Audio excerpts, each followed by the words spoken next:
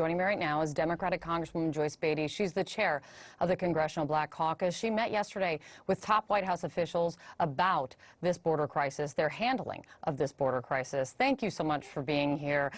To read specifically what this envoy said in his resignation letter, Congresswoman, he said he will not be associated with the United States' inhumane, counterproductive decision to deport thousands of Haitian refugees. He says the policy approach is deeply flawed. He's saying he can't be part of this. This is an indictment of President Biden's whole approach to Haiti. What's your reaction to this resignation? Well, certainly we understand the difficulty of the position that the special envoy Foote had to deal with. We talked about some of those conditions yesterday with top officials, and it's very clear that there are a lot of things that many of us would have liked to have seen happen differently.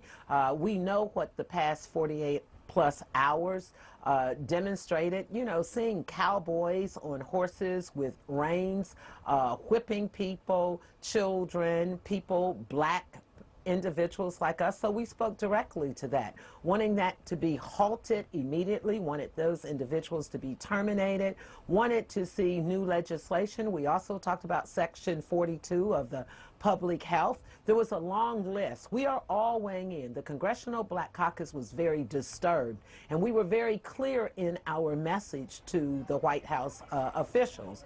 While I thought they were very understanding and listened, we will continue to watchdog this because it's unacceptable. I mean, what America watched or witnessed was so deplorable and horrific that we have to do more than just say that. We have to do more than just releasing a tweet on Twitter, and that's why we went to the White House. Well, that's what I but wanted that's to just ask. our first stop. Yeah, because you said that they were understanding and listened, but did you leave any more reassured that anything is going to change?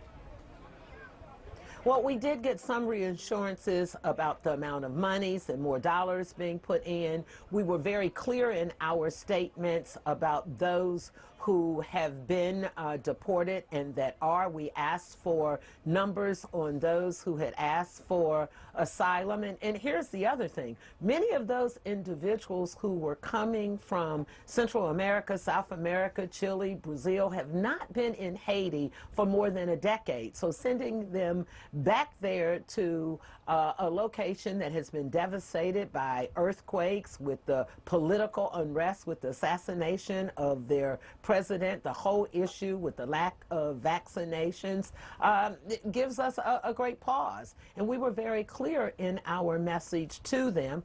And one of the things we also told them, if the facts we're reading are not accurate, they must do a better job of getting the information out to the public, letting us know. They cannot just be silent on this. How much money are you going to put into Haiti? What are we going to do for those people who have been deported in relationship to their needs? Yeah, and it's, I mean, look, you went in with a very strong message. It sounds like you left, though, still with a lot of questions of what's going to happen. I mean, you met with, one of the people you met with was the Vice President's Chief of Staff. But Kamala Harris, the Vice President, is the point person that the President has tasked with stopping the migration crisis at the southern border. I want to play what she has said publicly about the current crisis and the images that you mentioned about the border agents on horseback confronting migrants. What I saw depicted about those individuals on horseback treating human beings the way they were is horrible. And I fully support what is happening right now, which is a thorough investigation into exactly what is going on there. But human beings should never be treated that way, and I'm deeply troubled about it.